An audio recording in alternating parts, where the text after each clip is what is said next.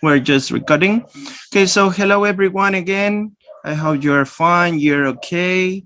So today we're going to continue talking about morphology, all right? So this is the third module of this program, all right? Remember that the last class we were talking about some general aspects, no, related to morphology. We were talking about grammar, right? Can you remember about it? Why will we talk about grammar? What was the reason? Can you remember? What is the connection between grammar and morphology? Can you remember? What is the connection between grammar and morphology? Tell me, please. We study grammar because it's important to know how people use the language. Yeah, all right. And what is the connection with morphology? Listen. The rules, the rules of the use of the language, the language. Yeah, all right, all right. That's good, that's good. Rules about how to use the language, no? And when we talk about rules, how to use the language, no, some patterns, some structures, we divide it in two parts, right? Can you remember? Yes, teacher. The described grammar, it's okay, and the prescriptive grammar. Oh, yeah, this is the types of grammar, right? I know. The types of grammar, yes, yes. The types of grammar, we have a prescriptive and descriptive, no? So here you could remember that prescriptive is we as teachers analyze the language, no? And we can check out the mistakes, or check out the mistakes and correct them. And we tell our students not to do that, right? So this is the formal, no, the formal language that we should, no, that we should do when we speak or when we write. No, this is the prescriptive one. And the other side we have the descriptive, no, the descriptive that it involves the usual management of the language, no, what we usually do every day, as speakers or writers of the language. So we have some patterns, some structures that we usually use, as a speaker or as a writer, right? Yeah, these are the types. But remember that this module is related to morphology. So my question is, why do we start talking about grammar in morphology? What is the connection between grammar and morphology? Can you remember?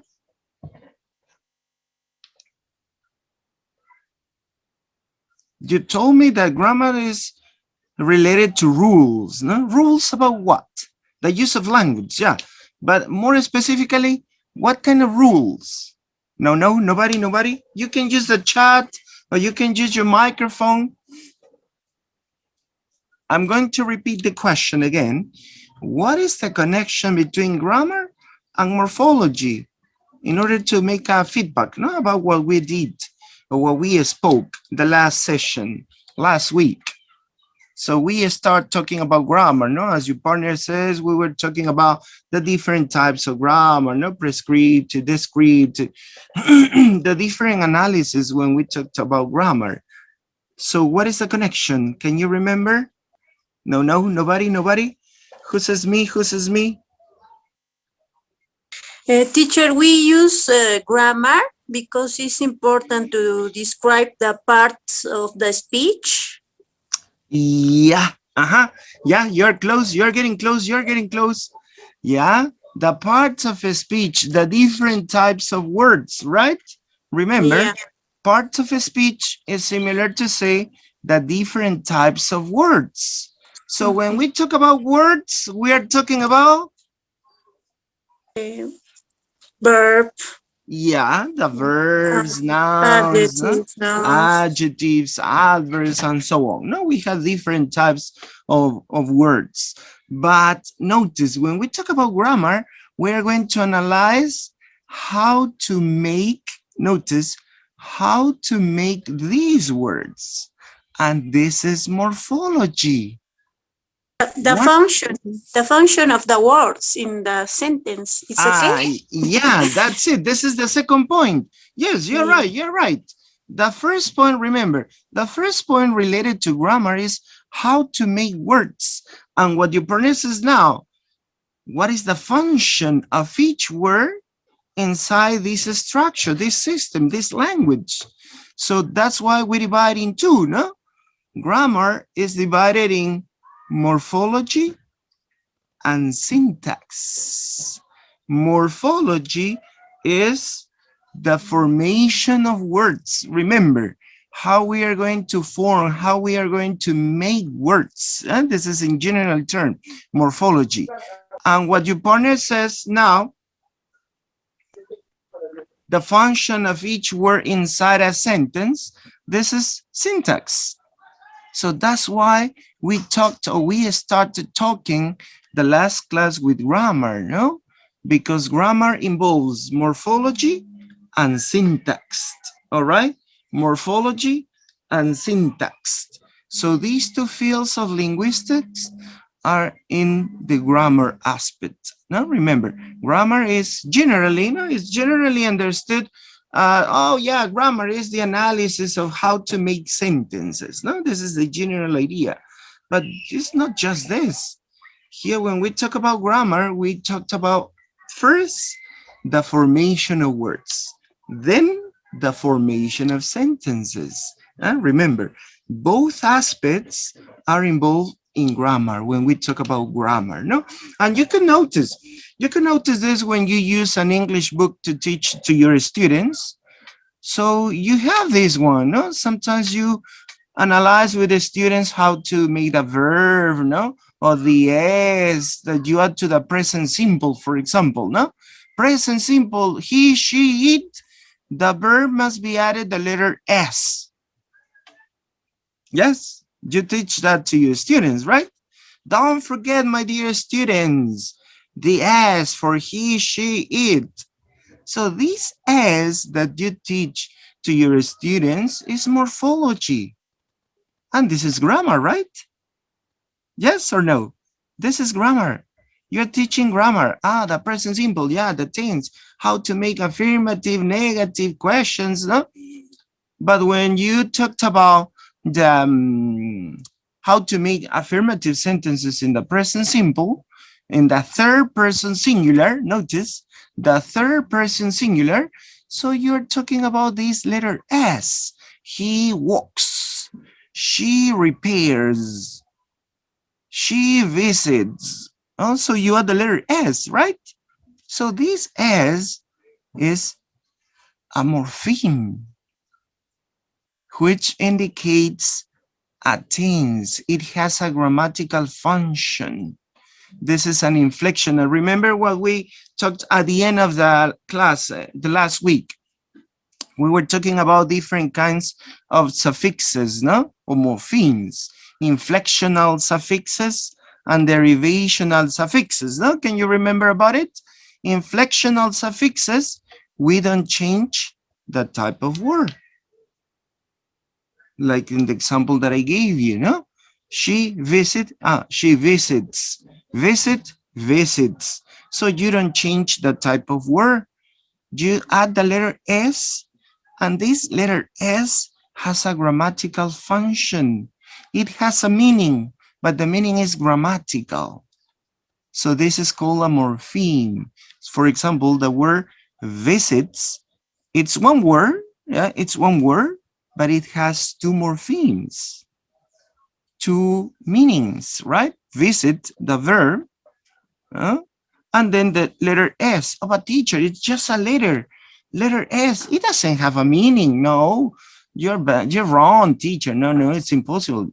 But this S has a meaning, but it's a grammatical meaning. It doesn't have a lexical meaning. No, visit has a lexical meaning. You can you can get a definition from this word. No, oh, visit that to go to one place to meet with someone else or to meet a place. No, so this is a lexical definition. But the letter S that you add, it has a meaning too. The meaning is present simple, third person singular. Notice, this is morphology because you are talking about inflection. That's why, no, going back to my previous question, that's why we started talking about the last class with grammar, no? Because grammar involves all of this, not just sentences, no? Sometimes, or most of the time, we think, grammar is related how to make sentences. Yeah, yes, you're right. But don't forget that it's involved to the formation of words, how we're going to create words. This two aspects, two branches of linguistics, morphology and syntax, is called grammar. And don't forget, that's a reason, don't forget. And this is a relationship.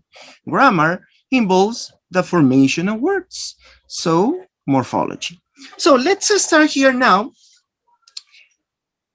When we talk about, remember, here you have this diagram. In this diagram, you have the different branches of linguistics. No? First, we start talking about the sounds, no? The speech sounds. Notice here, the speech sounds. So this is phonetics. And remember, then we talked about phonemes, the system of sounds. This is phonology. And then we have words. Notice here, words. So I'm going to remark it in order to get to have a better idea, a clear idea. Yeah, notice here. First, we start talking speech sounds. This is phonetics, no? Phonetics, speech sounds, phonetics. Then we talked about, no? Then we talked about phonemes. Phonemes are related to phonology, phonology. And then after phonology, we have this branch of linguistics that is related to words. Notice this is related to words. That is here, words, and this is morphology. And notice morphology, remember, morphology is related to the formation of words. And this is what we are going to talk about today. Morphology, notice here, this word is derived from Greek language, there is morph, which means shape or form. Remember, shape or form. This is morph. And logi, as you know, this is a very common suffix, logi, the study of, no? Phonology, the study of phonemes, no? Phonology. Morphology, the study of morphs, or the shape, remember, the shape of words, the form of words. So this is very important to remember. No, this is the meaning of morphology, the study of the shape or form of the words. So it means the study of the shape or form of words. No, as I told you before, this is the definition, the general definition of morphology. We are going to analyze. We're going to analyze how to form words, how to make words. And as I told you before, this is a branch or subdiscipline of linguistics. So what are we going to analyze? The inner structure, remember this, the inner structure of words, the forms and the systematic arrangement of words, lexemes or morphemes of any utterances by means of connecting rules which govern the internal structure of words. Remember, this is the term that you have to remember. We are going to analyze the internal structure of words. We call this lexemes or morphemes. No? Then we are going to analyze what is the difference between a lexeme and a morpheme. All right, and word, here we have different terms, no, different terms. Word, lexemes, morphemes. So we are going to analyze this. But As a general term, remember, morphology is the analysis of the internal structure of words. In other words, no? Because here you have the study of the shape or form of words, or it's the analysis of the internal structure of words, the inner structure of words. All right. So this is what morphology is. So when we talk about morphology, notice here, we are going to talk about classes or types of words, no? And also grammatical categories. When we talk about classes or type of words, we have here the content words and function words. Remember that we have these two types of words, content words and function words. So don't forget, what is a content word? Can you remember? What is a content word?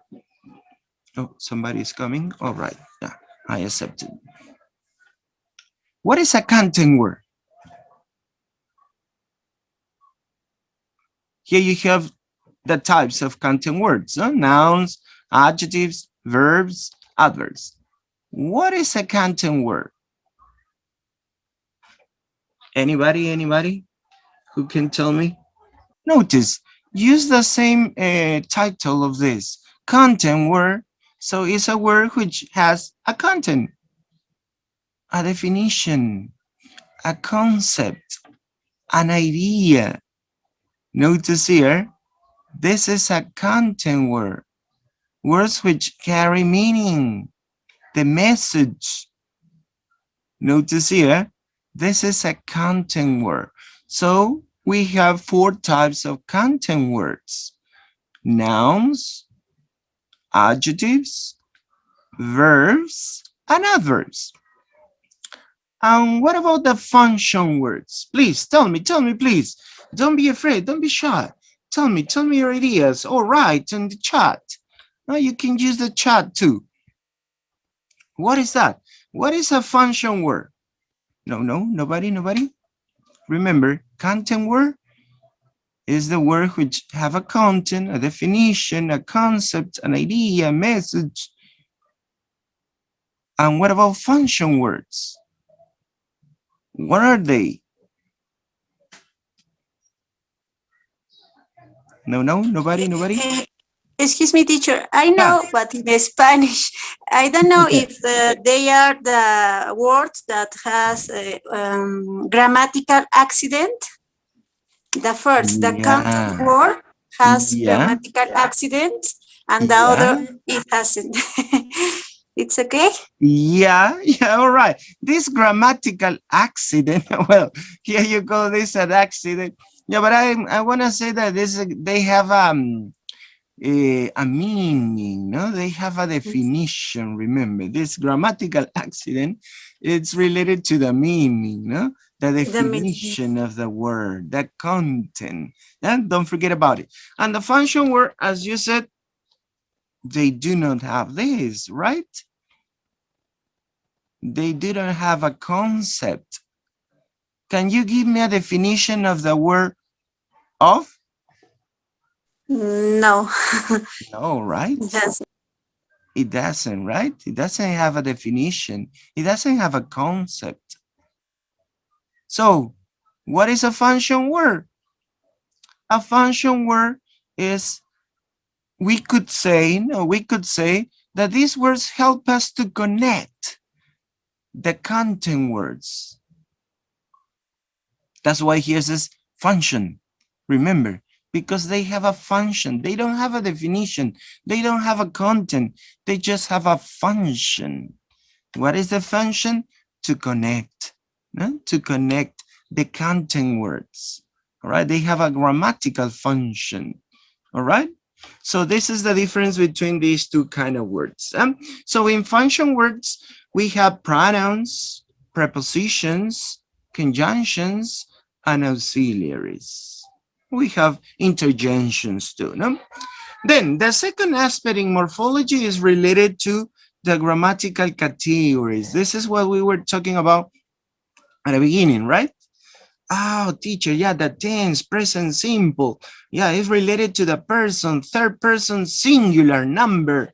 Notice, notice here, tense, number, person. Tense, present simple. Person, third person. Number, singular. Third person singular. You add the letter S to the verbs in the present simple tense. Notice this is the grammatical categories, and this is taken into account in morphology too. Notice here, in morphology.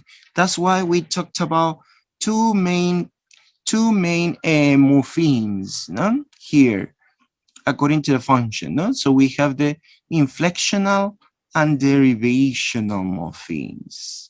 All right, then we're going to talk about what a morpheme is. Right, so don't forget, morphology is related to these two aspects, classes or types of words and grammatical categories.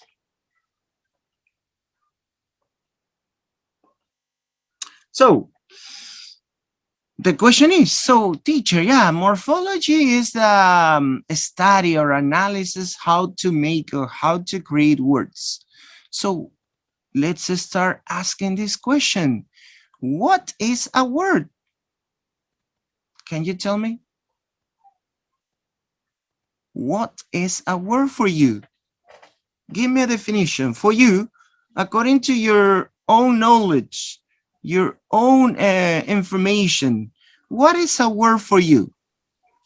A sound or group of sounds.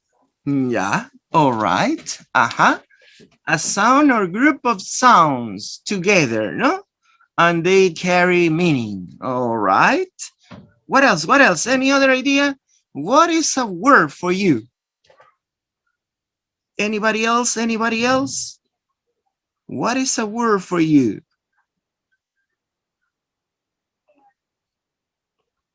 No, no, no more ideas, no more ideas, please. Tell me your ideas. What is a word? No, no, nobody else, nobody else. Your partner says that is a group of sounds together.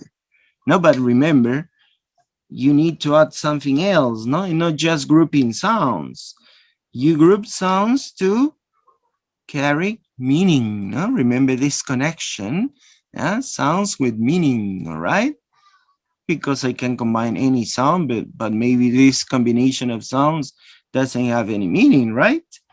It depends on the phonological structure or constraints that we have in a language, no? Any other idea? Please, please tell me. No, no more ideas? Oh, okay, Zoraida, Mari. All right, Zoraida says a group of letters. Aha, another concept. The first participant says a group of sounds. Now Zoraida says a group of letters, which give you a meaning or function. Aha, notice how can we write a definition of a word. Mari says a single distinct meaningful element of speech or writing. Exactly. All right. This is a more technical definition.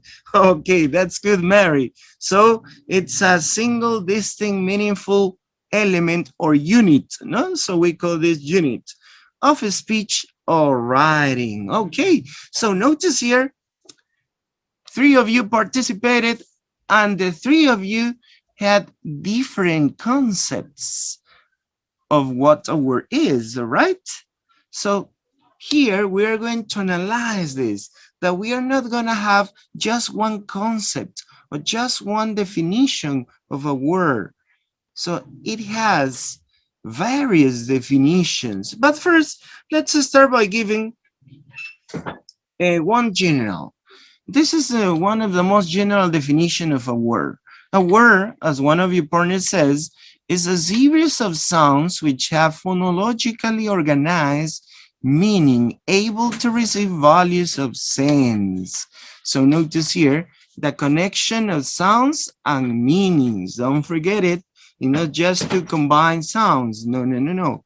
This combination, this series of sounds, They're gonna have a meaning, organized meaning. So we can consider that a word can be a meaningful unit. Notice that is a morpheme. Remember, remember this term, this definition. A morpheme is a meaningful unit, is the smallest meaningful unit in a language. All right? A morpheme. So a word can be a morpheme, can be a meaningful unit.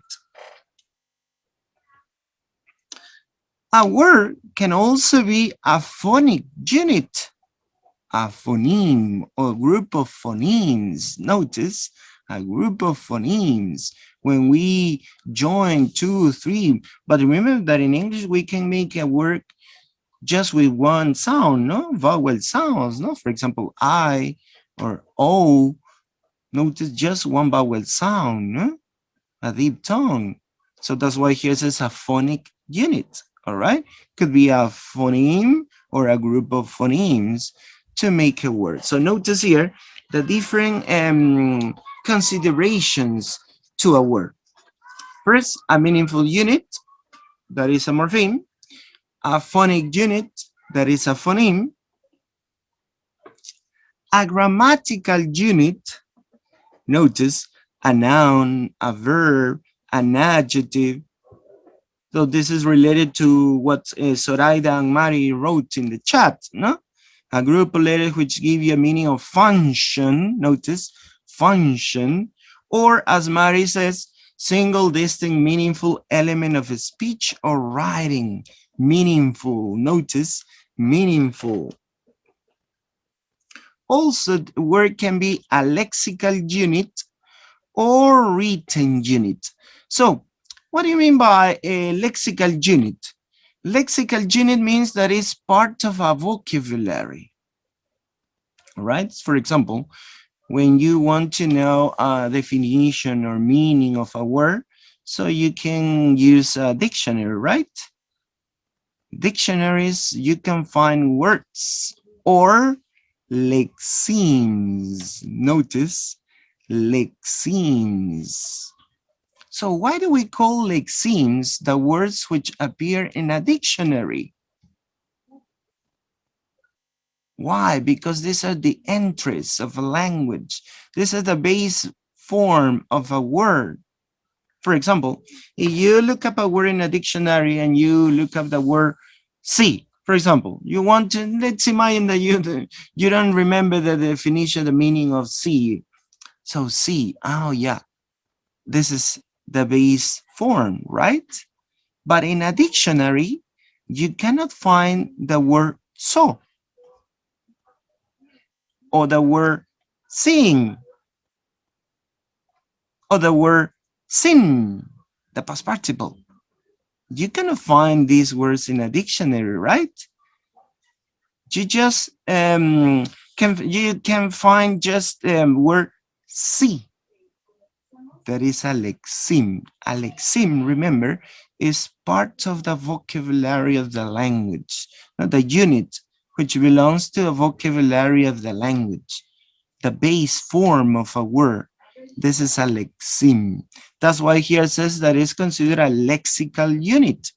And what about the second part? A written unit. Oh, teacher, written unit. Yeah, this is related to what Zoraida wrote in the chat. A group of letters. So this is the unit that you write, no? You write words in order to create sentences, and they are divided by spaces or blanks. So you count the words, the joining of letters to create words. That's why we call them written unit. All right, so notice how can we consider a word? That's why we have different definition of words. There is not just one, a single definition of a word. We have different definitions of words. And this is what we are going to talk about. Oh, definitions of a word. Notice here the different definitions of a word. Word as a unit in the writing system. So it is called orthographic word. Notice this is the orthographic word. So it's a sequence string of letters that is preceded or followed by blank spaces or punctuation marks. Notice here, this is one definition of the word, but you're taking into account as a unit of the writing system. So that's why you say a sequence, no, a sequence, a string of letters, no, or a group of letters. And this group of letters are, no, divided with spaces, blank spaces, or punctuation marks. So we call this the orthographic definition of a word. Remember? So here you have, that boy is writing a letter. How many words do we have? Okay, teacher, yeah. One space, two space, three, four, five spaces. Yeah, so it means 1, 2, 3, 4, 5, 6 words. Teacher, 6 words because we have spaces and at the end you have a period. Notice you are analyzing the words as a unit in the writing system. That you can say, oh yeah, one space, the second space, the third space, fourth space, fifth space. So we have 6 words, teachers. And you could say that this is a combination of letters, no? A group of letters, preceded or followed by blank spaces. So this is one definition of a word. But here, this definition is not so clear. What happened in the second sentence?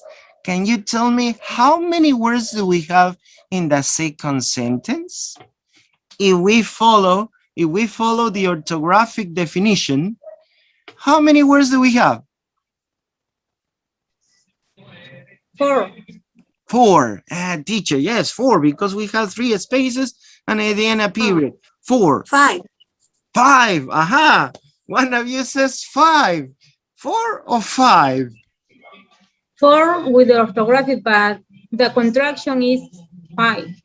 Exactly. So notice this definition of a word cannot apply in all the context. In some contexts, you could say that a word is a combination, a group of letters, no, preceded or followed by the blank spaces or punctuation marks. This is the concept of a word according to the orthographic or the writing system, a unit in a writing system. But as your partner said, Peter's, notice, is a contraction.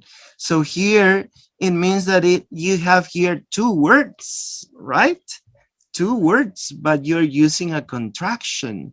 But if we follow, remember, but if we follow the orthographic definition of a word, we have just 4. But it's not so clear, right? Because we don't have 4, we have 5. If we talked about the meaning or function of words, we have 5.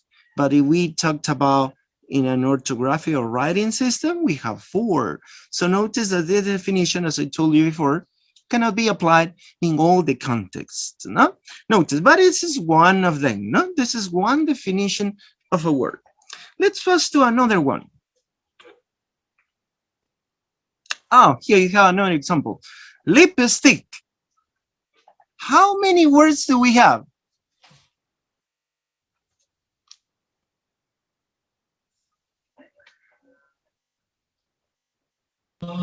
Two. Aha, 2 words. All right, but just one meaning, right? And it's written together, right? So how do we call this word? Compound words, no? Compound words. So the combination of 2 words to create a new one. This is called morphological process of formation of words, no? Compounding. And we cannot apply, notice, we cannot apply here the definition, the orthographic definition of a word, because we have 2 words, but according to the meaning, we have just 1 word. All right, notice here how it's not possible to apply this concept of a word in all the contexts that you could find words. No, but it's, as I told you before, this is one of the aspects in order to analyze a word. Let's continue. Another, and this is what you told me, no, this is what you told me. Word is a sequence or combination of sounds in terms of sound structure. Remember, the sound structure of phonological constraints. Now, remember what we talked about in phonology, no? How we organize the sounds, no? Remember that it doesn't mean that you, teacher, yeah, word. So it means I'm going to join this sound, this sound, this sound, and this sound because I want. No, it's not possible to do that. There are some patterns, there are some structures, no? So we call this phonology or phonotactic constraints, no? So how we are going to organize these sounds, no? We analyze this when we talk about clusters, no? 3 consonant sounds at the beginning and 4 consonant sounds at the end, and some consonant sounds can appear at the beginning, some consonant sounds appears at the end. So some possible combination of 2 or 3 consonants, possible combination of 3 or 4 consonants at the end. No, so this is called the sound structure. In other words, a word is formed by phones. This is a phonological criterion. So we call this a phonological criterion. Here you have, no, knowledge. So you are combining here how many sounds? 5 sounds, no? The sound N, the sound A, the sound O, the sound E, and the sound J. So you have a combination of sounds, no? A sequence or combination of sounds, and you create a word. All right? Knowledge. According to, remember, phonological criterion. Another aspect considering the phonological criterion is related to the accentuation and the rhythm patterning of the language. So we call this a prosodic criterion. Look at the example. The book is on the table. This is another phonological rule, no? When we talk about stress. Stress in sentences. Oh, teacher, yeah, the general rule says that we are going to give a stress in content words. Remember what we talked about before. Content words are generally stressed. Function words are not generally stressed. So we have 2 main words here. The others are not so important or are part, no, of speech unit. No, the book is on the table. Notice book and table. So here you have 2 important words, 2 content words. The others are function words. The, is, on, the. Notice these other words are just a connector. No, they connect us to the main 2 words, which are book and table. The book is on the table.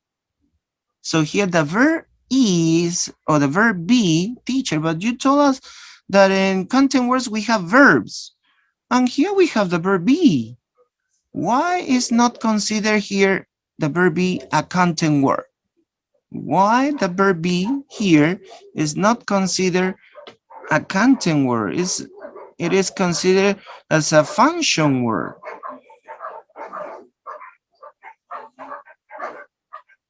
No, nobody.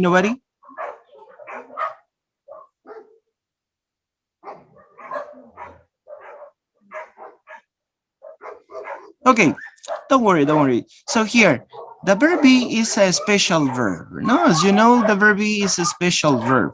Here, the verb be is acting as a connector. It's connecting the first noun to the second noun. It's like a connector in order to indicate the location. Notice here, you are indicating a location of the noun. Where is it located? So you use the verb be to indicate that. Obviously that we're going to use the preposition, no? On.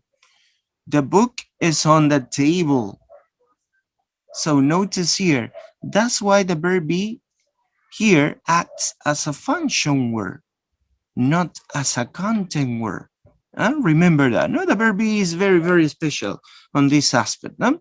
It's not like the other ones. All right. So notice here, going back to the definition of this, we have two main words, two main parts, and we call this, or we call this pattern, a prosodic criterion. No, it's according to the accentuation and the rhythm patterning. Notice the rhythm patterning of the language. No, the general rule says that content words are usually stressed.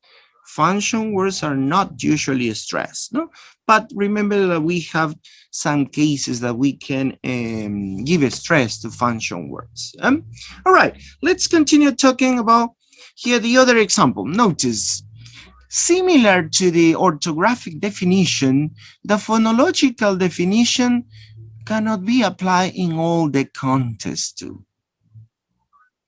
For example, here you have this sentence. How many words do we have? How many words? How many? How many? How many words? I should have gone. 4. 4. Yeah. But Four. yes, that's it. Four words, sorry. Four words, teacher. Because you have I should have gone. Yeah, 4, teacher, 4. All right, but what happened when we speak? Remember that this is related to sounds, no? When we speak, we are going to do something. Notice, how do you say this sentence? I should have gone. Should have, notice, should have becomes just one. Should have.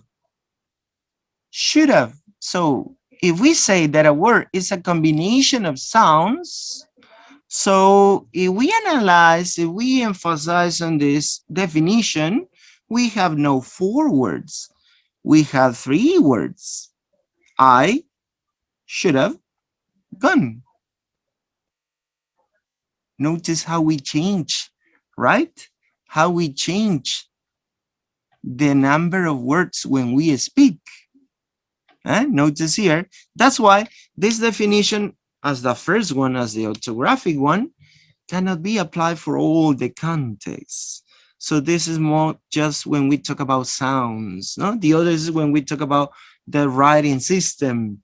Notice, the most important here is that we don't have just one definition of a word, because we can have several definition of words depending on the contents that we are focused. Let's see another one. Another criteria to define a word. This criteria is the integrity or morphological. Here the word is taken as a morphological unit.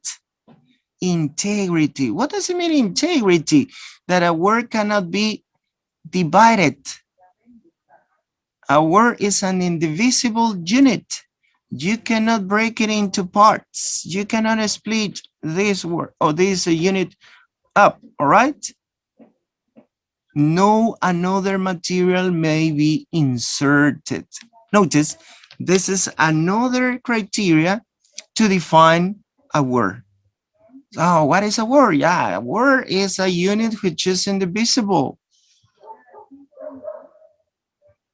You cannot break it up. Notice here, this is related to a morphological aspect, because morphology, when we talk about morphemes, words are composed by morphemes. Notice here, a word, the basic form of a word is a morpheme. You cannot break up this morpheme, no. All right, you cannot do that. Okay, oh, teacher, but what about when we have, and sometimes we make this relationship, no? When we talk about affixes, no? We have different affixes. We have suffixes, prefixes, infixes, circumfixes, all right? And as we know, the infix is part of a word can be inserted, no? In the middle. But remember, in English, it's not usual to find infixes. If we talk about formal structural grammar, English doesn't have infixes. That's why here a word is integral, indivisible.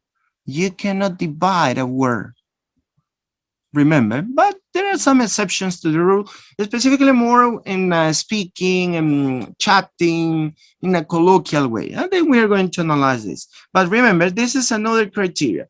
If you want to add some elements, you have to do at the edges, no? You can add some parts at the edges, at the beginning or at the end of this unit, not in the middle.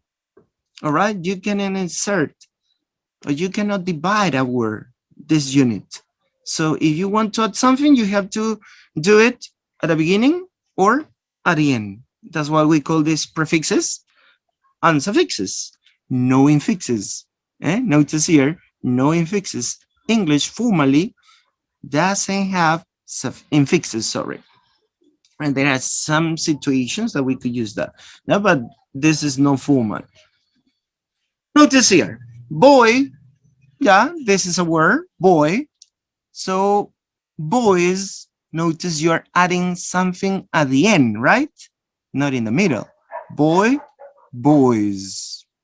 Right, rides. Happy, unhappy. Notice that you add some parts at the beginning or at the end.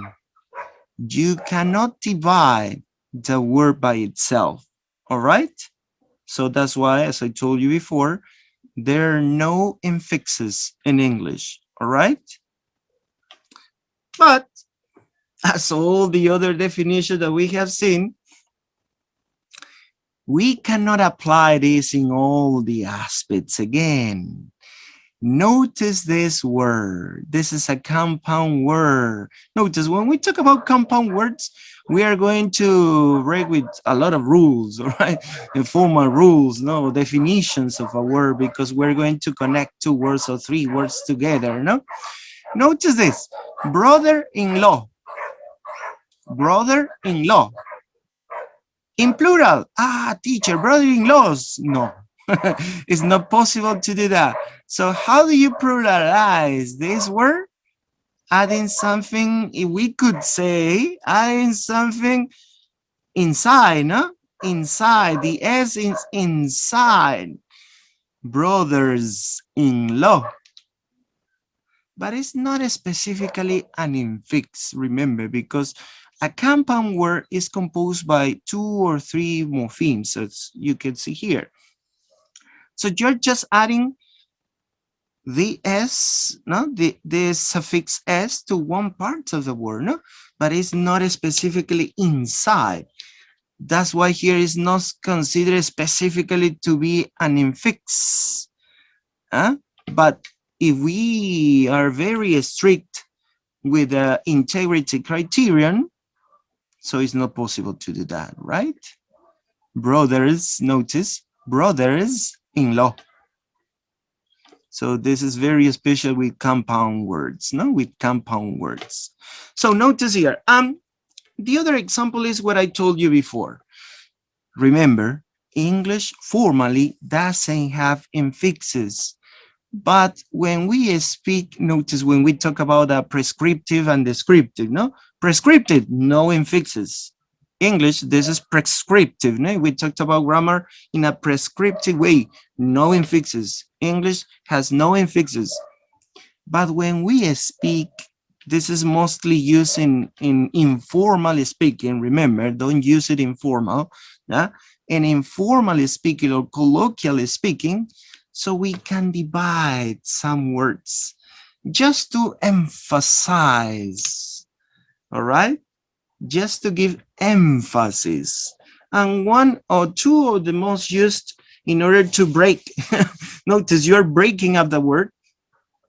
The most common parts that we use is bloody and freaking.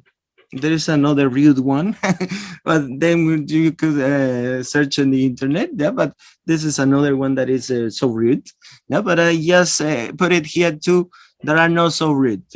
Remember, this is just as a slang. Remember, this kind of a structure is used as a slang. Don't use it when you speak to your students or maybe to another person because it's not so good. Yeah, but people use it, all right? People use it. Native people use this kind of to give emphasis, all right? For example, the normal word is fantastic. But you want to say that it was really, really, really fantastic. So you can break up and you say, from bloody fantastic. Maybe you have here, or maybe you haven't, all right? Or the other, the normal word is absolutely. So you want to give emphasis. So you say, abso-freaking-lutely. I notice that this freaking is used, native speakers use it a lot to emphasize something, no? Freaking handsome, freaking awesome. You notice, but here in this way, you don't separate a word, but here you insert this part in the middle or inside a word. But as I told you before, prescriptive, no infixes. English has no infixes. That's why we have this definition of a word, not the integrity criterion. No, these units are not divided, all right? But as I told you before, there are some aspects or contexts that we cannot apply this definition.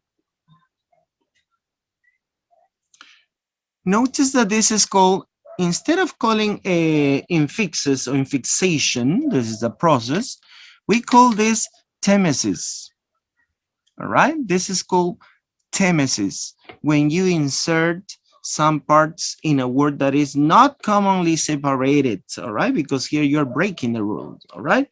These words are not commonly separated, but you do it. So you're breaking some rules, no, to give emphasis in a colloquial way, no? So we call this temesis. Remember, it's not infixation, no? Temesis.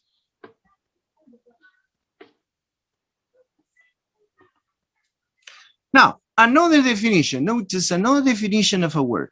According to the semantic definition of a word, states that a word expresses a unified semantic concept. This is related to the concept of definition that we give to a word. They represent just a unified semantic concept. For example, horse, you have the definition of a concept, an animal that people ride, or you could say an animal with 4 legs and a tail and so on. No? So you have a concept, a unified semantic concept. Pulp, the inside part of a fruit.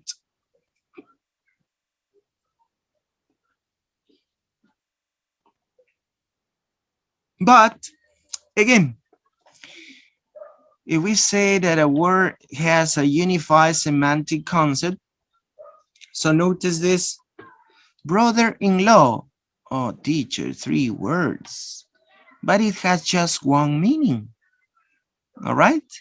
It has just one meaning. Or the other, notice, a phrase or a clause, no? We call this also a clause or phrase, relative clause, no? The woman who lives next door. It has just one meaning because you are referring to one person, one woman. But notice that you have, if we go to the writing system, so we have more than one word. So notice here the aspects that we need to consider when we have this definition. No? So semantic definition is a word, which is a unit which expresses a unified semantic concept. But notice that we can break this, no? We can break up this rule because we have some words or some meanings and we use 2 words or 3 words or 4 words, but just one meaning. Notice here these aspects of the language, no? Referring to formation of words. The other is the syntactic. This is what you told me in the chat too, no? So when we talk about sentences, parts of a sentence, units which are going to make a sentence. So where is the smallest element in a sentence? In this sense, words belong to syntactic classes, which are called parts of a speech. Now remember that we call this parts of a speech, word classes or syntactic categories. Oh, here you have the book is on the table. So we have first an article, then a noun, then a verb, a preposition, an article again, a definite article, and we finish with a noun. So we have different syntactic classes. Every word has a function inside a sentence. And remember that we have these two general types, content words and function words. All right. So we have analyzed, notice that we have analyzed different definitions of word, what the word is, according to the writing system, orthographic, according to the pronunciation, a group of sounds, phonological, according to the prosodic, according to the stress, the intonation, the rhythm, this is prosodic, according to the meaning, notice here, semantic concept, according to the integrity, indivisible units, according to the syntactical rules. So notice that we have different ways to define a word according to the focus that we give to this word. So analyzing all the different definitions of a word, we could say that a word has different properties or characteristics. So we could say words have these following properties. Words are entities having a part of speech. Remember, this is one of the characteristics of a word. They have a part of speech. So they belong to a group of words. They belong to nouns, they belong to verbs, they belong to prepositions, they belong to conjunctions. So we call this part of speech. Words are syntactic atoms or syntactic units, elements to make a sentence. That's why we call them syntactic atoms. Words usually have one main stress. Remember, this is the general rule, no? We give stress to content words, not to function words.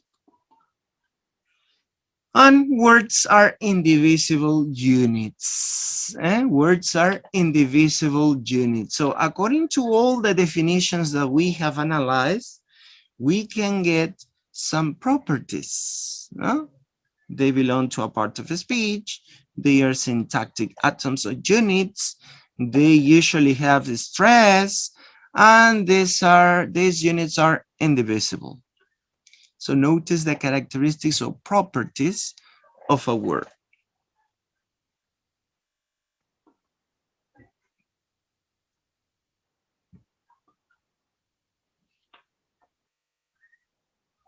Now, another question for you. Let's continue talking about words. Remember, morphology is related to words. So we have to know exactly what a word is, because we're going to analyze the composition, the structure of words. So what kind of information can you find in a word? So here you can tell me, because we have analyzed all the information that we can get from a word. Can you tell me what kind of information can you find in a word?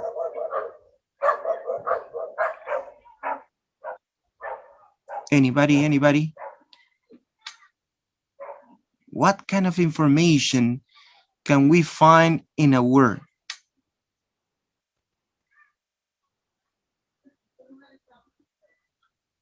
No, nobody? For example, this part I told you when we talked about phonetics, I gave you some pages of a dictionary, no?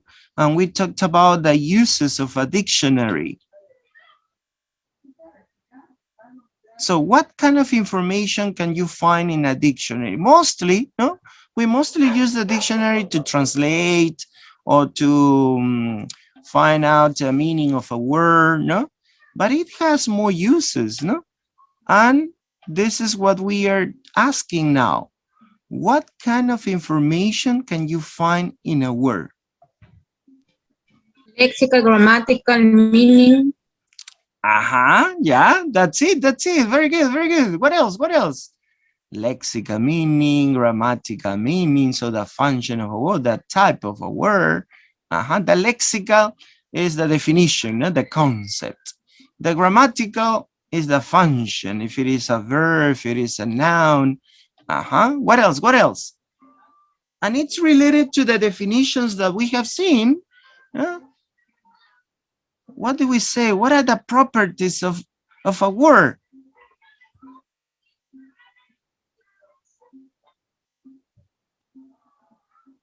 No, nobody, nobody. So your partner says lexical, grammatical. What can we get from a word? As I told you, we mostly look up in a dictionary the translation or meaning, no more, no, no more. But you can find more information in a word.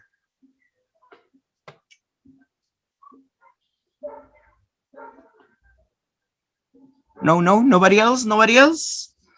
Do you agree with your partner? Just lexical and grammatical information?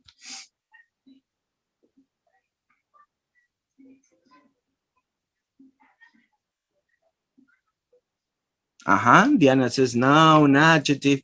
This is the grammatical, no? The grammatical information.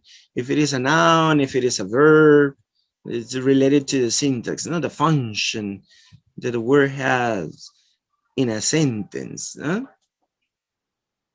No more, no more. Remember, try to analyze what we have seen before, the different definitions of a word.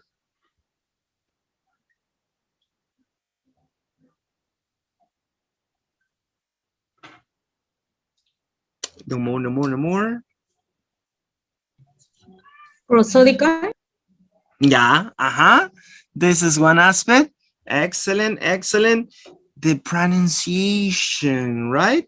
How to pronounce words and how to give a stress. No, prosodic refers to the suprasegmental features. No, remember suprasegmental features is the intonation, rhythm, stress. No, so one of them is the stress. No, the intonation, the stress that we give to words. No, if they have 2 syllables, 3 syllables, which syllable is stressed, not the first, the second, the third. So notice, we could have this information. Let's see. Here we have 3. Then we are going to have 2 more. We can have, or we can get phonological information, morphological information, syntactical information, and there is 2 more. Then in the other slide, we're going to see it. When we talk about phonological, remember, phonological means to recognize a word in oral language and may be able to pronounce the word according to the sounds it contains. We saw this in phonetics, no? We analyze the different symbols, no, that we use which represent sounds. No, we have analyzed consonant sounds, vowel sounds, and each sound has a symbol, right? And you could find this in a dictionary. So when you look up at the word in a dictionary, oh yeah, this symbol, yes, I remember from phonetics. Yeah, this is the symbol. Yeah, this is the sound cha. Okay, this is the sound e. All right, this is the sound ta, shirt. So you can recognize how to pronounce a word. Notice how to pronounce a word. Morphological. What about the morphological? To know the inflectional and derivational affixes to produce complex words. Inflectional, remember, we talked about this last week. Inflectional means that we are not going to change the word. Remember, we don't change the word. We add some parts to a word, but we don't change the class or type of word. We don't change the part of a speech. Derivational, we change. No, I gave you some example. No, for example, teach. The word teach. I'm going to write it here in order to remember. Yeah? For example, you have the word teach. All right. Oh, I'm going to change the color. It's so clear. Yeah, let's see. Yeah, this color. Yeah, you have the word teach. Remember, this is the word teach. Now, okay, in present simple. Oh, yeah, what happened in present simple third person? Teach. Oh, sorry. Teach. What are you gonna do? You're going to add. No, you're going to add. Oh, yeah, he, she, it, teacher. We add the letters es. Notice, teaches, right? Teaches. So this es that we add, notice, this es that we add is called inflection. Remember, this is called inflection. This es, remember this es, oh yeah, this es is called inflection because we don't change that type of word. Teach is a verb. Teaches is still a verb. You're just adding a grammatical information. Notice this is a grammatical information. Oh yeah, es. Oh yeah, that sentence is in present simple. So you can recognize that, right? Oh yeah. So this word, notice, is just a word. Teaches is a word. It is not two words, all right? It's just one word, but it's composed by two parts, two morphemes. Notice, this is a term. Remember, morpheme is the smallest meaningful unit in a language. Teach, yeah, teaches. It has a meaning, teacher, yes, teach, yeah. But es has a meaning? No, teacher, es doesn't have a meaning. Don't get confused. Sometimes we confuse with the terms meaning and translation or definition of concept. So don't forget it. ES doesn't have a translation, but it has a meaning. What kind of meaning? Grammatical meaning. So you're adding here an extra grammatical meaning. First, you have a lexical meaning, teach. It's the process when you are going to apply your knowledge, not to learn something new. Teach. This is the lexical meaning. But then you have a grammatical meaning. Es has a grammatical meaning. Oh, yeah. Third person singular, present simple. Notice the grammatical categories. So you're talking about tense, you're talking about person, you're talking about number. These three cases.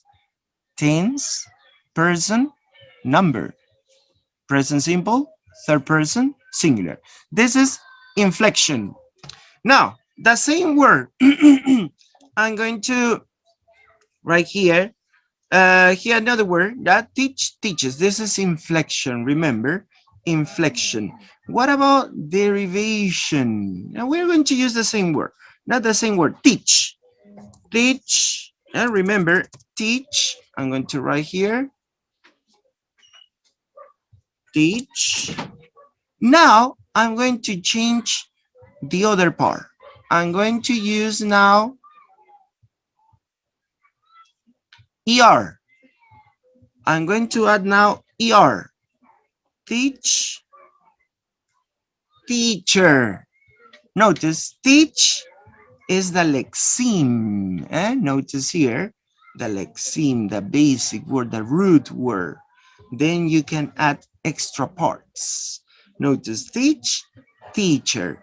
Now this ER that we add is called a derivational suffix. This is a derivational suffix. Why? Because we are going to change, notice, we are changing the type of word. Teach is a verb. Teacher is a noun. Notice how we change here the type of word or part of a speech. That's why here it says morphological. This is the morphological knowledge that you could gain or you can obtain from a word in order to make more complex words, no? That's why here says past tense, comparative or compound nouns, no? Or you can derivate words from nouns to verbs, from verbs to nouns, no? Or from adjectives to nouns, no? For example, happy, happiness, lonely, loneliness, or from adjectives to adverbs, no? That is very common, no? We know that in order to make adverbs in English, we need to add the suffix ly most of the time, no? Because there are some irregulars, but we add ly, happy, happily. Notice here, fortunate, fortunately. Sad, sadly. You're changing the type of word. So we call this derivational suffix. So notice here, this is the morphological, remember, this is the morphological knowledge, all right? This is the morphological knowledge. Now, syntactical. What about syntactical? Syntactical is to know how it functions in a sentence. That is to say, what category a word belongs, to, and how to use it in a sentence. All right, how we are going to use it in a sentence. Oh yeah, okay, teacher, yes. We start a sentence with a subject. The subject is composed by an article, then you have a noun, or maybe you can start with a pronoun, or you can start with a demonstrative. Notice, you're analyzing the word, but related to the function that it has in a sentence. Then we have the verb. After the verb, we have a complement. We can use a prepositional phrase or an adverbial phrase. So notice, you're getting some knowledge of words, but in a syntactical way in order to create sentences. Okay, so this is another kind of knowledge or information that you could obtain from a word. Let's pass to the other two. There are two more. Semantical and pragmatical. Semantical, remember semantics, no? It comes from the word semantics that is related to the meaning of words, no? Semantics is related to the meaning of words. Pragmatics, can you remember about what pragmatics is? Pragmatics, praxis.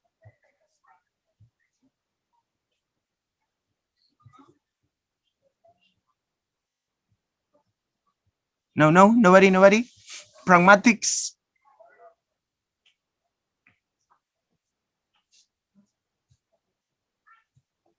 Praxis, remember praxis is to put some knowledge into practice, no?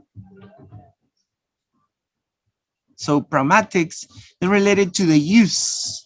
So notice here, semantical is to know the meaning of words, define the words, or give a synonym. Oh yeah, happy, yeah, all right. So synonym or antonym, no? Oh, happy, yeah, sad. Oh, unhappy. Notice you're talking about morphological, no? So yeah, unhappy. Yeah, this is the antonym. Oh, happy. A synonym of happy. Pleased, delighted. And notice, you have this kind of knowledge. You can get some information from it. So that's what I told you. And also I advise to my students to use mostly monolingual dictionaries, no? English, because you can get all of this information.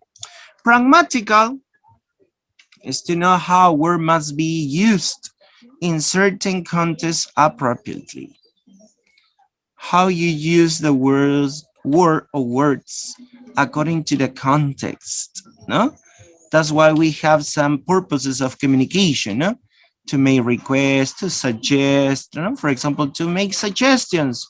What do you use to make suggestions? Okay, teacher, we use let's, how about, why don't you?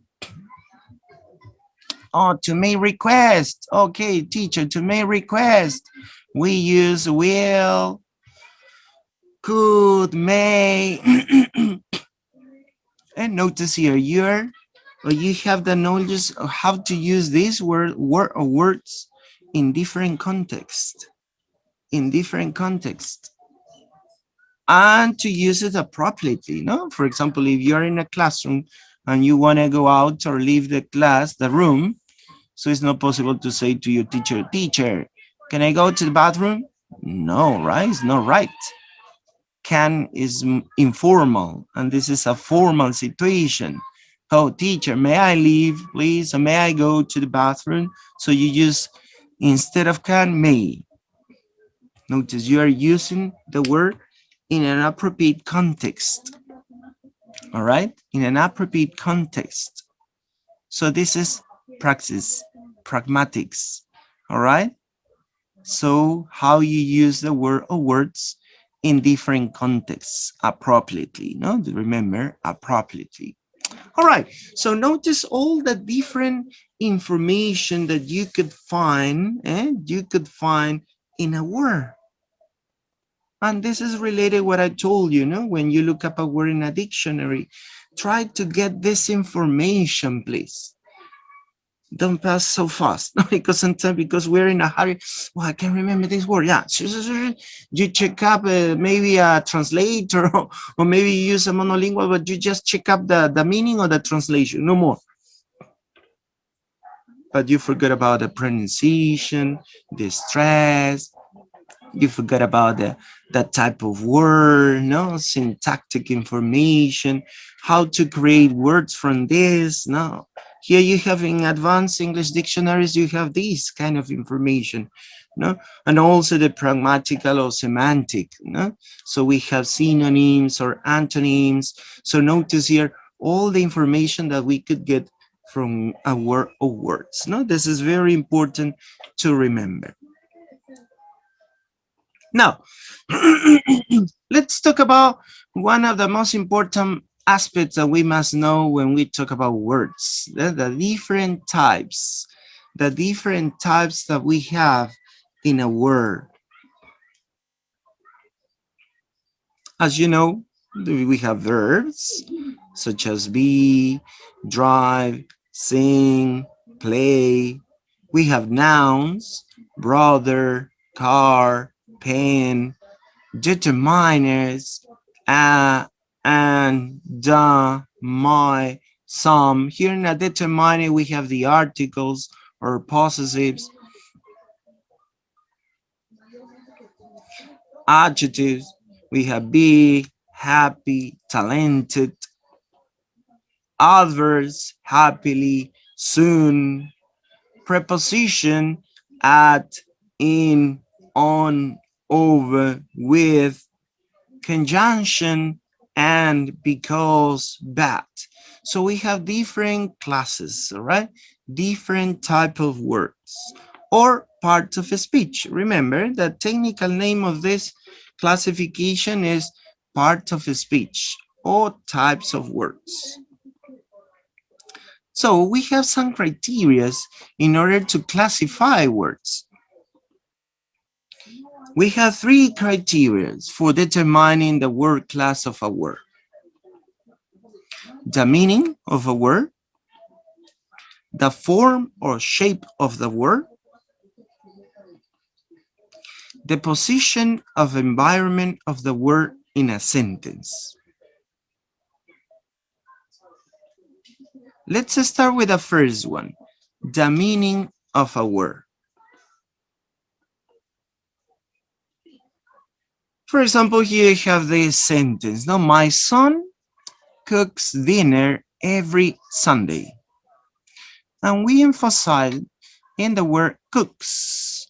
And this word cooks, notice, could be replaced with other words. Prepare, eat, makes. So you can say, my son prepares dinner every Sunday. Or my son eats dinner every Sunday. Or my son makes dinner every Sunday. So notice that we are replacing one word to another because they have similar meaning or they belong to a same class of word, which are verbs, and not any kind of verb, no? They refer to action verbs. Notice they are action verbs. Cooks, prepares, eats. So they are referring to action verbs. So we call, for example, when we talk about language, remember when we talk about the linguistic aspect, we have two axes, no? To analyze the structures of a language, the paradigmatical and syntagmatical axis of the language. So when we have this paradigmatical, it means that we can replace one word to another, but if they belong to the same semantic field, all right, when they have a relationship, no? So here is not possible to replace it to, for example, to think or believe, because they are not action verbs, they are state verbs. So notice here that we are getting close to the meaning or the type of word, the class. Notice the type of word depending on the meaning of the word. No?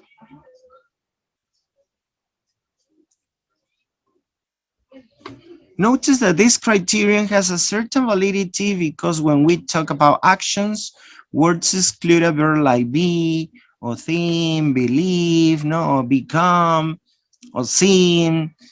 So they are not action verbs, no? They are stay verbs, static verbs, no? As we commonly know these verbs, no? Static verbs. So they don't represent actions, all right? They don't represent actions. So notice that we call this relationship, remember, this relationship is called paradigmatical relationship of the language. The other one is the syntagmatical. It's related to the syntax, no? Related to the syntax. The relationship between words in order to create or make a sentence, no? So we talked about these two axes of language, no? So this is one of the criteria to classify words, the meaning of a word. Let's continue with the other, the form or shape of a word. So the forms or shape of a word. So this is more closely related to morphology, no? Some words can be assigned to a word class on the basis of the form or shape. So we can recognize, remember, we can recognize that type of word because of its shape, because of its form. Going back to the previous point, we can recognize a word because of the meaning. Oh yeah, eats, makes, oh yeah, these are verbs, action verbs. So we can recognize them. We can give a class. Here is the same. We can recognize, so we can classify words according to their form, according to the shape of the word. For example, many nouns have a characteristic. Many nouns finish in the suffix tion or ion, no? Action, condition, observation. Notice here that many nouns have this ending. So when action, it's a noun. Condition, it's another noun. Observation, it's another noun. Because of the form, tion, yeah, this is a noun. Because we know that we are going to make or create nouns using this suffix, but this is not the only way, right? It's not the only way because we use more suffixes to create nouns. Adjectives, for example, there are many adjectives that end in the suffix able, acceptable, credible, incredible, evil or able. So we mostly use this suffix to create adjectives. Notice here, adjectives. Inflections. So we know, oh yeah, books, plural, noun. It's a noun. Or could be a verb, no? Because book, as you know, it's also used as a verb, no? Oh yeah, it could be a noun, it could be a verb. Cars, it's a noun, plural noun. Work, it's a verb in past simple, regular. So according to their form, we could identify what the word is, if it is a noun, if it is a verb, if it is an adjective, an adverb, because of its form, because of its shape. Another example, with the suffix ness. Ness, happiness, sadness. Or with the suffix ment, we make nouns too, no? Develop, development. All right? Manage, management. So notice, we recognize, management. Management is a noun because you have meant. Development, development is a noun because you have the suffix meant. A verb, you add meant and it becomes a noun. So you can recognize, you can classify a word just for its form. That's it, just for its form.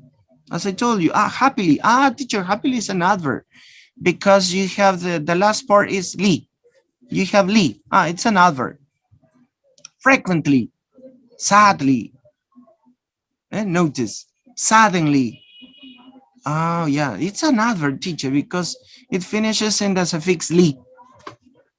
And notice, you can classify the word by its form or shape. And let's pass to the third. The third criteria is the position of a word in a sentence, syntactical. This is syntax. The first one, the previous one is morphological. Notice, morphological. The first criteria is semantical, because according to the meaning. The second, morphological. And the third is syntactical. The criterion refers to where words typically occur in a sentence and the kinds of words which typically occur near to them. I cook dinner, the cook is on holiday. Notice you have the same word, but it has a different classification. I cook dinner. Teacher, I cook dinner is a verb because before is a subject. I is the subject. So the next must be a verb, obviously, right? Cook, yeah, a verb because of its position. Eh? Oh, the cook is on holiday. Oh, teacher, yeah, it's a noun because before you have an article and then you have a verb. Yeah, it's a noun. The cook, yeah, cook is a noun. It's not a verb. The cook is on holiday. So notice, because of his position, you can classify the word and you can recognize what type of word it is. So notice this three different criteria. So we have first the semantical according to the meaning of the word. Second, we have the morphological criteria according to the form, the shape of a word. And the third is the syntactical, the position of a word in a sentence. It gives you the type of word. So you can classify words by these three criteria: the meaning, the shape or form, and the position of the word. All right? Don't forget about this in order to classify a word. Now, how are words grouped? As we have seen before, remember, we have two main groups, content words. So a content word is a word that carry the main meaning in a sentence or sentences. They always refer to as open class words. Remember, these are open class. Remember that. Open class or infinite. Why do we say open class? Because you can create more words through the time. That's why we could say they are infinite. As you know, words appear, no? Words are appearing every time. One common example, the word computer or the word internet. These two words, we couldn't find it 100 or 200 years ago. or chatting or social networks. Notice these words didn't exist in the past, but now they are here in the language and you use it. So these are content words, remember, and we call them open class. Remember, they are called open class words or infinite.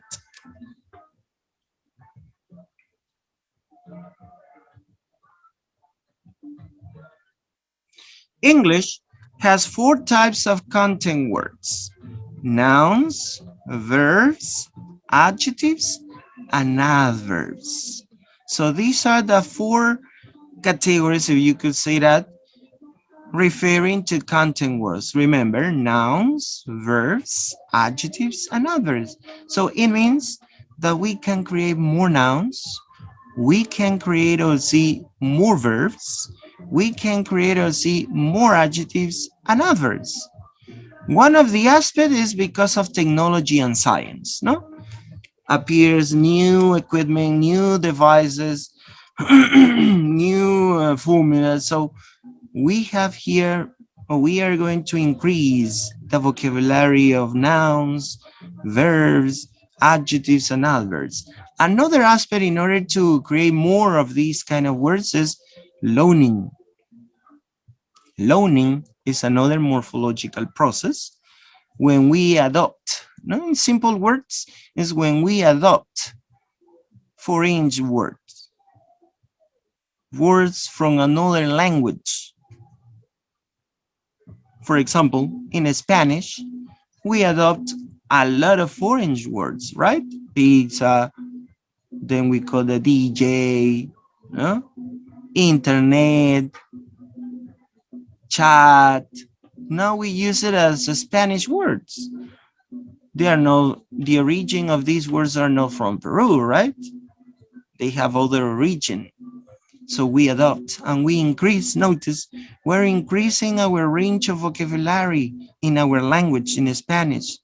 The same happens with the English, no? For example, English adopt a lot of words from French. Fiancé, résumé, and also pizza from Italy, or siesta from Spanish. So languages, as you could see, are going to have more verbs, more nouns, more adjectives and adverbs through the time. That's why we call them infinite or open class words. Remember, open class words. Now, let's pass to the other one. Oh, sorry, I'm going to erase my drawing.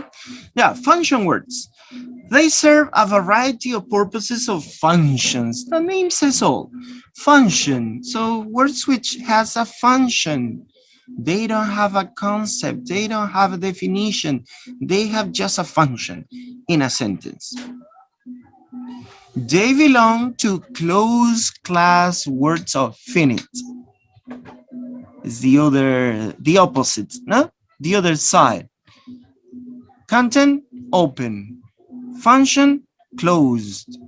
Because we don't have more words in this type. They include determiners, quantifiers, pronouns, auxiliaries, prepositions, conjunctions, particles, and intensifiers. So we don't have no more.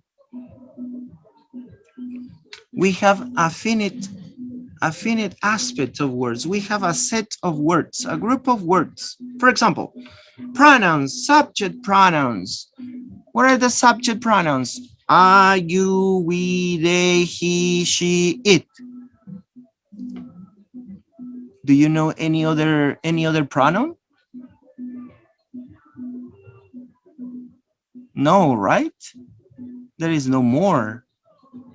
And I think that there are not gonna be no more in the future too, no?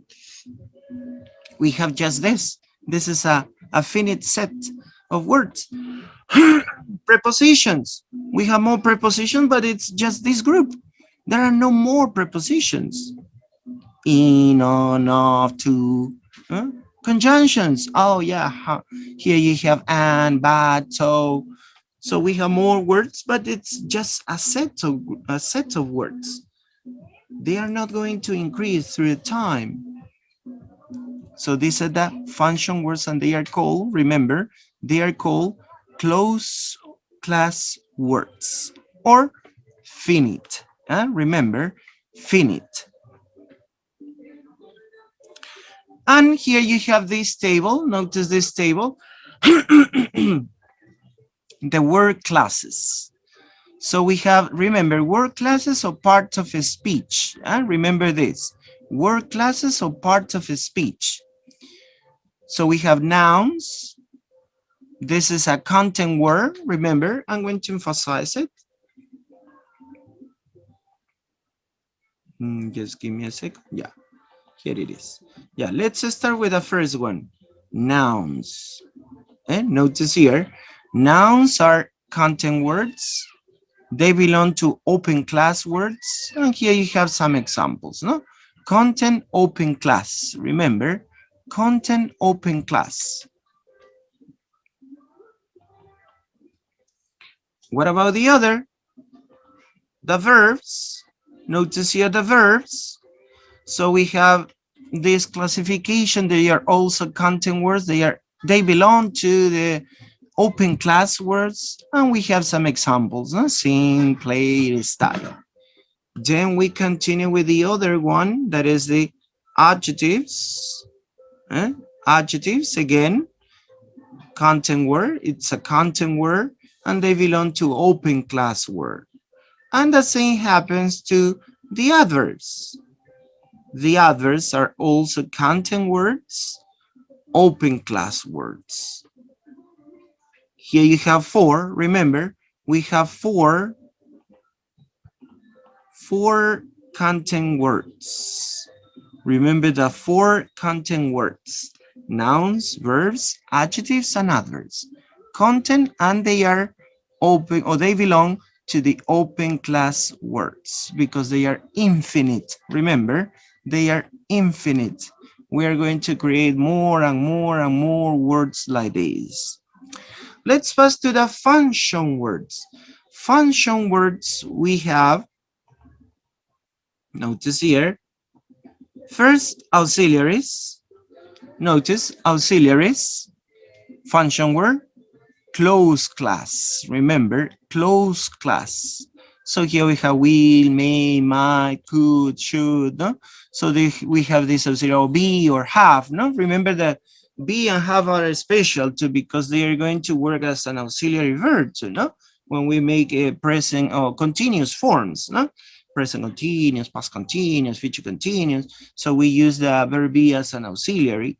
Also the verb have, no? When we talked about the perfect tenses, no?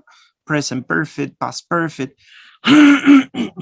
So we're going to use the verb have as an auxiliary too, no? Remember that these verbs are main verbs and also auxiliary verbs. Then we have the determiner. Determiner, function, close class. As I told you before, here we have the articles, the demonstratives, the possessives. So we have that, these, mine, yours, your, all right, some, anyone, someone, the indefinite, no? The indefinite. So here we have then the prepositions, function, close class, in, near, under, conjunctions, close class, function, and, but, so, no? So you have these conjunctions. Then we have the particles, and here I want you to focus. Teacher, up, down, around. So they are not prepositions, they are not prepositions such as up, to, down. Why do we call them particles? Do you have any idea? Why are they not prepositions? Why are they called particles? No, nobody. Why do we call these words that they seem to be prepositions? We call them particles. Up is a preposition, right? Up. Why is it called here a particle? No, nobody. I'm going to give you an example. Okay? I'm going to say two sentences, all right? I'm going to say two sentences. The first one is, I'm looking up the sky. And listen to my sentence. I'm looking up the sky. Then, I'm looking up a word in a dictionary. If you notice, I'm using the same verb structure, no? Look up, no, in present continuous tense. I'm looking up the sky. I'm looking up the word in a dictionary. Could you notice the difference? Could you notice the difference or no? Yes or no? No, nobody?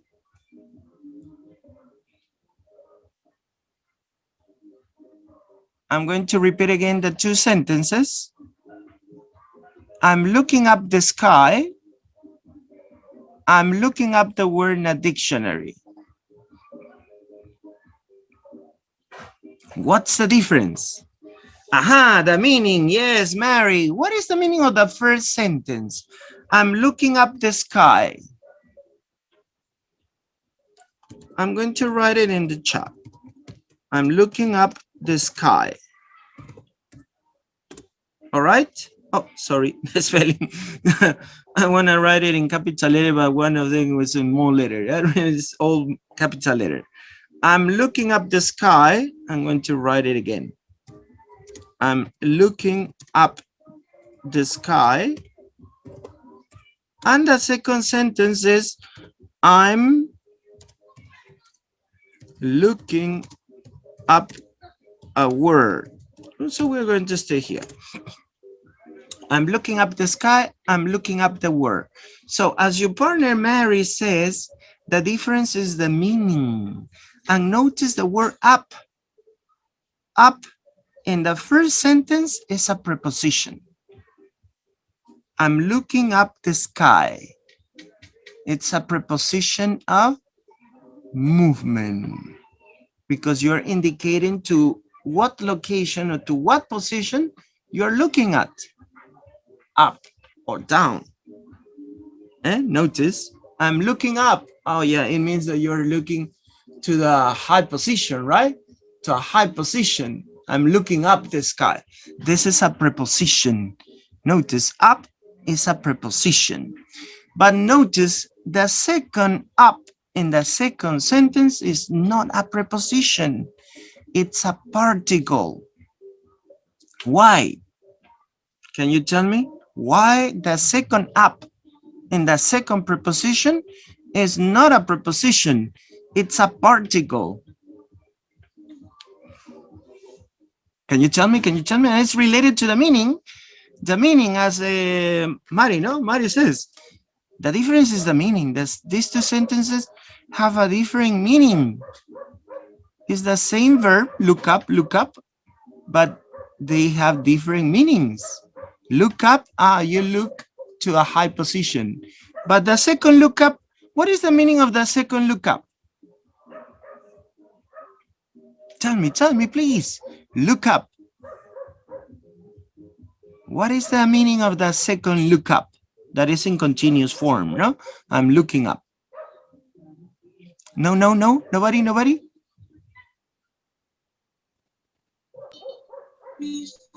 Investigate.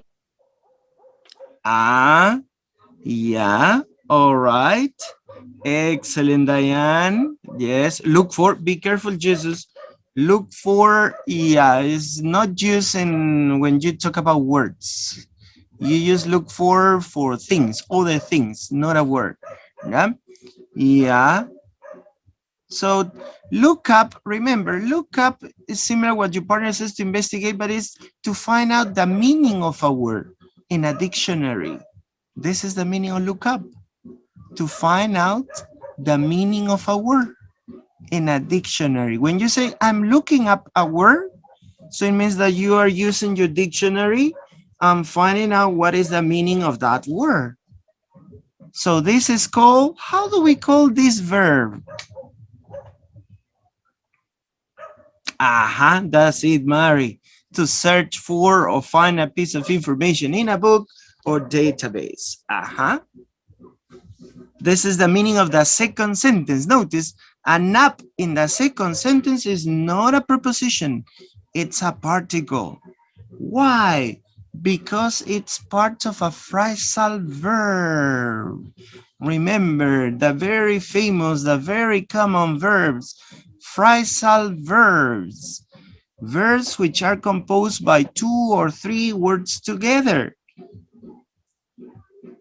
And the verb, most of the time, the verb changes the meaning. The meaning from the original verb is changed. Look, oh yeah, look, to watch, to see, no? But here, look up, no, it's search, find out. And notice you change the original meaning of the verb because you add the word or the particle up. Remember, particles are the words which belong to the phrasal verbs. For example, when you say get up, no? Get up, get up. Or when you say take off or turn on. And notice these are the most common phrasal verbs, no? So this up, off, in phrasal verbs are not prepositions. Remember, these are not prepositions. All right, when you say, for example, call off. Oh, my appointment with the doctor was called off. What's the meaning of called off? Off is not a preposition. Call off is to cancel, no? In order to say, oh, my appointment was canceled. So you could say, my appointment was called off. Notice these are phrasal verbs. So phrasal verbs are composed by a verb and a particle, not prepositions. Remember, we don't call them prepositions, we call them particles. And don't forget about it. Yes, Diana, pica, throughout. So you have a lot of phrasal verbs, no? And we use this, no? They seem to be prepositions because of the form, no? Up, no, we know up, yeah, up is a preposition. Out is a preposition. Up is a preposition. Forward is a preposition, no? For example, there is another phrasal verb composed by 3 words. Look forward to. I'm looking forward to seeing you. So notice that you have look forward to is to hope, to wish. And notice here that you have the meaning is changed. All right, most of the time you change the meaning of the original verb. So here you have this is the words which we call particles. Don't forget about it. And finally, just to finish here, we have the intensifiers.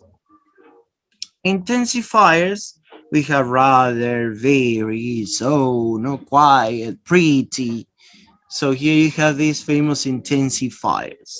So here you have these words, remember? Yeah, the different types of words, the different classes of words that we could have. And it's very important to recognize, to use well, no? Remember that we talked about in grammar, no? Is the rules that in order to use the language in a correct way, no? Properly. So this is very important to remember. Well, we are going to stay here, all right? Next class, we are going to talk about, in this class, we talked about just a little bit related to morphemes. Next class, we are going to expand more about morphemes. We're going to talk about the different types of morphemes, free, bound, inflectional, derivational. So we have these 4 different types of morphemes in order to create words. Remember, morphology is related to words. That's why we talked about this session. It was related to words because morphology analyzes the formation of words. All right. Well, that's all for today. Oh, Can you listen to me? Because here I receive a message that my connection is not stable. Can you listen to me? Yes, yes. The class is over for today. The session is over for today. So have a nice weekend. So we have just one week, one day. Yeah. So let's see next week with the next topic of morphology related to morphemes. No, here we're going to span this topic of morphemes. Remember that we are going to analyze some terms related to phonology. Morphemes, morphs, allomorphs. It's a kind of relationship with the phonemes, phones, and allophones. So try to remember these terms in order to get a better idea.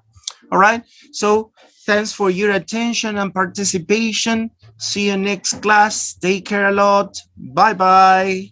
Goodbye, teacher. Thank you so much. Bye Thank bye. See you. you. Bye, Take care a teacher. lot. Take care a lot.